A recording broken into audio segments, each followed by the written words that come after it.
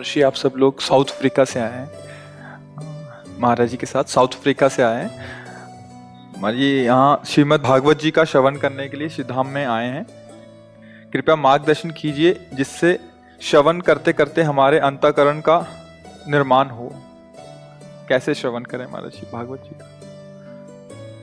भागवत श्रवण भागवत बन करके ही किया जाता है। भागवत मन भक्त। जब हमें श्री कृष्ण से प्यारा और कोई न लगे सृष्टि में, सीधी भागवत की पहचान। भगवान से बढ़कर कोई प्यारा न लगे, उसे ही भागवत कहते हैं। एकादश स्कंद में भागवत में महाभागवत की पहचान बताई गई है। त्रिभुवन की राज्य लक्ष्मी देने पर भी जो आधे पल के लिए भी प्रभु श्री हरि का विस्मरण नहीं करता, वो महाभागवत है, ऐसा वर्णन किया गया। तो भागवत बन करके ही भागवत का रसास्वादन किया जा सकता है। पर सबसे बड़ी पहचान भागवत की ये है, उसे प्रभु से बढ़कर कोई और प्यारा ना लगे, प्रभु के सिवा और कोई सहारा न लगे, प्रभु के सिवा और कोई आस न रह जाए, तो भागवत उसकी जन्म जन्म की प्यास बुझा देगी, प्रेम रस से उसे तृप्त कर देगी। अब भागवत अगर श्रवण कर रहे हैं और प्रभु से अपनापन नहीं है, तो श्रवण तो होगा, पुण्य मिलेगा आपको, पर आपको भागवत का असली फल नहीं मिलेगा। भागवत का असली फल है भगवत प्रेम। जब धुंधकारी जी को श्रीमद् भागवत श्रवण कराई गोकर्ण जी ने, तो और भी शास्त्रों भक्त सुन रहे थे, तो विमान लेकर भगवत पार्षद एक आए, एक विमान, और धुंधकारी जी प्रेत योनि से मुक्त होकर चतुर्भुज रूप हरि रूप होकर विमान पर चढ़ने लगे। तो गोकर्ण जी ने उनको रोका, पार्षदों को, कि ऐसा भेद क्यों? क्योंकि हमने केवल धुंधकारी को ही थोड़ी भागवत सुनाई, भागवत तो हमने सबको सुनाई। आपको बहुत से विमान लाने चाहिए और सबको भगवत धाम ले जाना चाहिए। भगवत पार्षदों ने कहा कि भागवत तो आपने सबके लिए कही, सुनी भी, पर मनन किया धुंधकारी जी ने। मनन उसी का होता है जो प्रभु को अपना स्वीकार कर लेता है। इतना पापी आदमी भूत बन गया, अब उसने देखा भूत जीवन का कष्ट, तब उसने विचार किया कि एकमात्र हमें भक्त ही बचा सकता है इस दुर्गति से। तो गोकर्ण जी की शरण ली। गोकर्ण जी ने इस विषय को महापुरुषों से पूछा, तब पता चला एकमात्र भगवान का आश्रय, भगवान की चर्चा, भगवान का नाम कीर्तन तुझे मुक्त कर सकता है। उसकी बात समझ में आ गई कि अब मुझे भगवान ही बचा सकते हैं।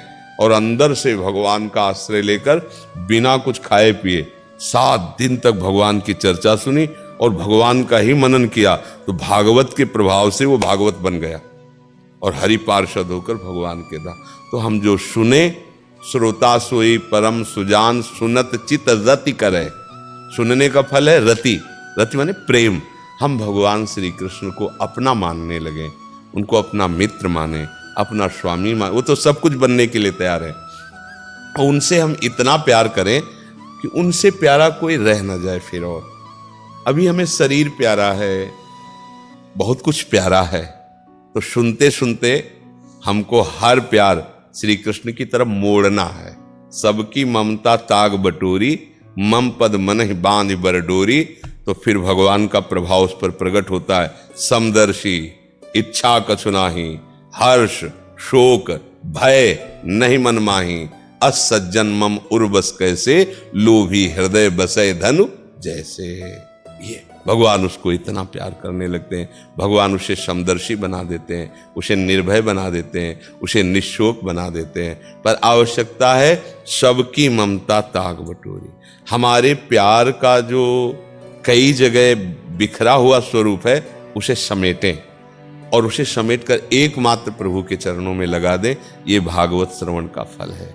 श्री कृष्ण रति, श्रोता सोई परम सुजान, जो सुनत चित रति करे।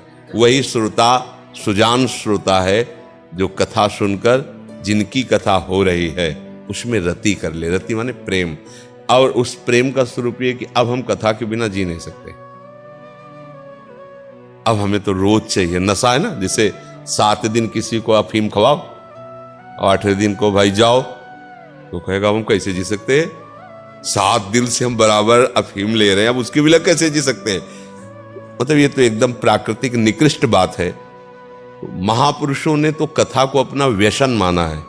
आशा बसन व्यसन याति नहीं, रघुपति चरित होएता। तुम्हें कथा का नशा हो जाना चाहिए 7 दिन सुनने के बाद कि अब हमारा जीवन कथा के बिना तो बेकार है। तो अब रोज कहाँ मिले, तो रोज हम पढ़ेंगे, अब भागवत रोज पढ़ेंगे, आपस में बैठकर भागवत की चर्चा करेंगे, सुनेंगे, तो माना कि आपकी भागवत करना, भागवत सुनना सफल हुई, क्योंकि अब आप स्वयं भागवत हो गए हैं। महाराज जी, वृंदावन लीला चिंतन क्या साधन एवं साध्य दोनों है? पर ये